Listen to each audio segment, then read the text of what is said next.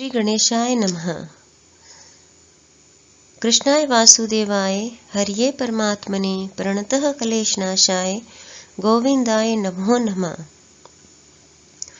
सभी प्रभु भक्तों को जीवन प्रकाश चैनल की तरफ से राधे राधे।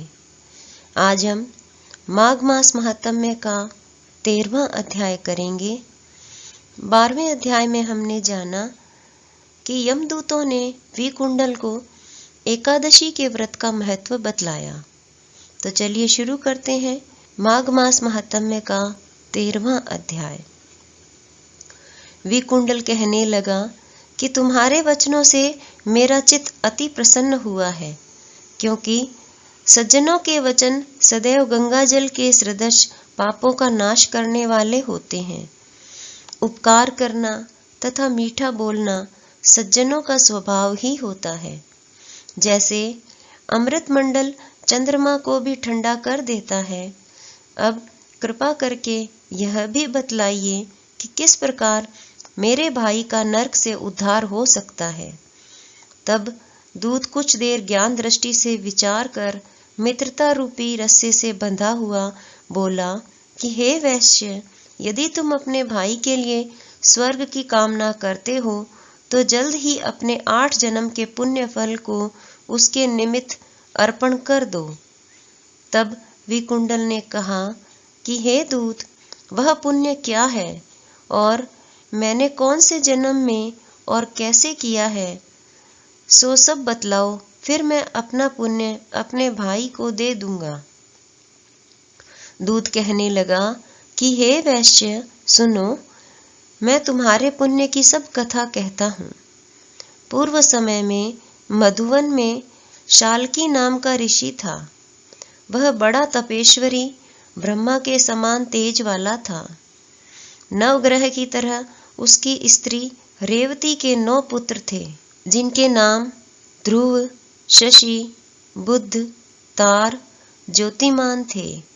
इन 5 ने गृहस्थाश्रम धारण किया तथा निर्मोह, जितमाय, ध्याननिष्ठ और गुणातग ये 4 संन्यास ग्रहण कर वन में रहने लगे। ये शिखा सूत्र से रहित पत्थर और सोने को समान समझते थे। जो कोई अच्छा या बुरा उनको अन्न देता वही खा लेते, और कोई कैसा भी कपड़ा देता उसको ही पहन लेते। सदैव ब्रह्म के ही ध्यान में लगे रहते। इन 4 ने व्रत, शीत, निद्रा और आहार सबको जीत लिया। बस चर अचर को विष्णु रूप समझते हुए मौन धारण करके संसार में विचरते थे। ये 4 महात्मा तुम्हारे घर आए। जब तुमने मध्याह्न के समय भूखे प्यासे इनको आंगन में देखा तो तुमने गदगद कंठ से आंखों में आंसू भरकर इनको नमस्कार करके इनका बड़ा आदर सत्कार किया। इनके चरणों को धोकर बड़े प्रेम से तुम इनसे कहने लगे कि आज मेरे अहोभाग्य हैं, आज मेरा जन्म सफल हुआ, मुझ पर भगवान प्रसन्न हुए, मैं सनाथ हुआ। मेरे माता पिता, पत्नी, पुत्र, गौ आदि सभी धन्य हैं जो आज मैंने हरि के सदृश आपके दर्शन किए। सो हे वैश्य, इस प्रकार तुमने श्रद्धा से उनका पूजन किया और चरण धोकर जल को मस्तक से लगाया। फिर विधि पूर्वक इनका पूजन करके तुमने इन सन्यासियों को भोजन कराया। इन सन्यासियों ने भोजन करके रात को तुम्हारे घर में विश्राम किया और ब्रह्मा के ध्यान में लीन हो गए।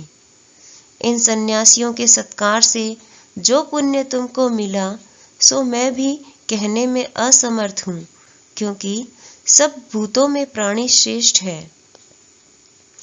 प्राणियों में बुद्धि वाले, बुद्धि वालों में मनुष्य, मनुष्यों में ब्राह्मण, विद्वानों में पुण्यात्मा और पुण्यात्माओं में ब्रह्मज्ञानी श्रेष्ठ है। ऐसे ही संगति से बड़े बड़े पाप नष्ट हो जाते हैं। यह पुण्य तुमने अपने पहले 8वें जन्म में किया था, सो यदि तुम अपने भाई को नरक से मुक्त कराना चाहते हो तो यह पुण्य दे दो।